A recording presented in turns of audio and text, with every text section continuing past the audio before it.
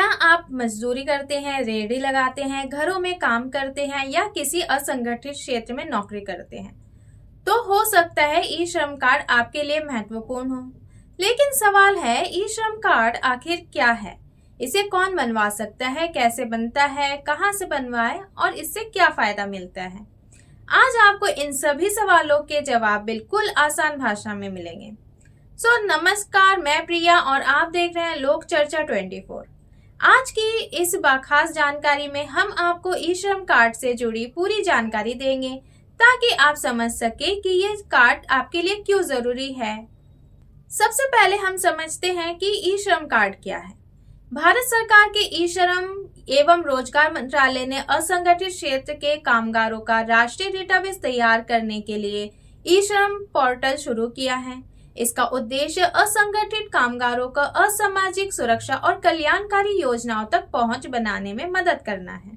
इसमें कामगार की पहचान, पता, व्यवसाय यानी ऑक्यूपेशन और अन्य जरूरी जानकारी दर्ज की जाती है। यानी आसान भाषा में कहें तो ई श्रम असंगठित क्षेत्र के कामगारों की पहचान और सरकारी योजनाओं तक उनकी पहुंच को बेहतर बनाने की एक व्यवस्था है। अब सवाल आता है, ई श्रम कार्ड कौन बनवा सकता है? आमतौर पर 16 से 59 वर्ष की उम्र के असंगठित क्षेत्र के कामगार ई श्रम पर रजिस्ट्रेशन कर सकते हैं, अगर वह निर्धारित पात्रता शर्त पूरी करते हैं तो।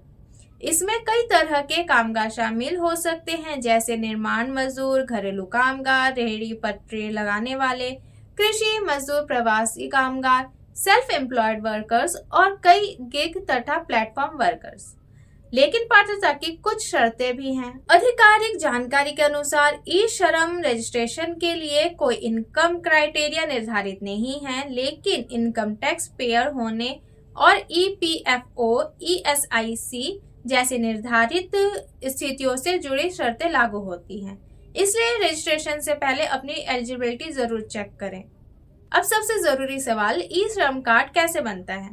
इसके लिए आप ई श्रम की आधिकारिक वेबसाइट के जरिए खुद रजिस्ट्रेशन कर सकते हैं। अगर आप खुद ऑनलाइन रजिस्ट्रेशन नहीं कर पा रहे तो नजदीकी कॉमन सर्विस सेंटर यानी CSC पर जाकर भी सहायता ले सकते हैं। आमतौर पर रजिस्ट्रेशन के लिए आधार नंबर और आधार से लिंक्ड मोबाइल नंबर की जरूरत होती है।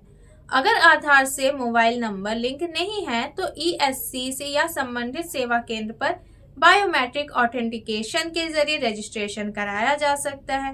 और सबसे जरूरी बात, ई श्रम रजिस्ट्रेशन मुफ्त है। इसके लिए किसी भी एजेंट को अनावश्यक पैसे देने की कोई जरूरत नहीं। रजिस्ट्रेशन के बाद आपको ई श्रम का यूनिवर्सल अकाउंट नंबर यानी UAN मिलता है। अब बात करते हैं इसके फायदे की। पहला फायदा, सरकारी योजनाओं तक पहुंच। ई श्रम का उद्देश्य असंगठित कामगारों को सामाजिक सुरक्षा और कल्याणकारी योजनाओं से जुड़ने में मदद करना है। दूसरा, कामगारों का राष्ट्रीय डेटाबेस। सरकार के पास असंगठित क्षेत्र के कामगारों की जानकारी उपलब्ध होने से योजनाओं और सेवाओं की बेहतर पहुंच से मदद मिल सकती है। तीसरा, प्रवासी कामगारों के लिए उपयोगिता। जो लोग रोजगार के लिए एक राज्य से दूसरे राज्य जाते हैं, उनके लिए सामाजिक सुरक्षा लाभों की पोर्टेबिलिटी को बेहतर बनाने के उद्देश्य से ये श्रम महत्वपूर्ण है। चौथा, आपातकालीन परिस्थितियों में उपयोग। किसी बड़ी आपदा या राष्ट्रीय संकट के समय पात्र कामगारों तक सहायता पहुंचाने के लिए इस डेटाबेस का इस्तेमाल किया जा सकता है। और पांचवा, असंगठित क्षेत्र के कामगारों की पहचान को एक राष्ट्रीय व्यवस्था में लाना। अभी यहाँ एक बात बहुत ध्यान से समझिए, ई श्रम कार्ड कोई ऐसी योजना नहीं जिसमें कार्ड बनवाते ही हर महीने निश्चित पैसा मिलना शुरू हो जाए। सोशल मीडिया पर इस तरह के कई दावे देखने को मिलते हैं, लेकिन किसी भी सरकारी योजना का लाभ संबंधित योजना की पात्रता, नियम व शर्तों पर निर्भर करता है।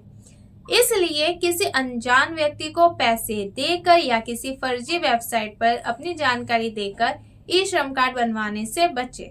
तो अगर आप असंगठित क्षेत्र में काम करते हैं तो ई श्रम के बारे में जानकारी रखना आपके लिए बहुत ज्यादा जरूरी है।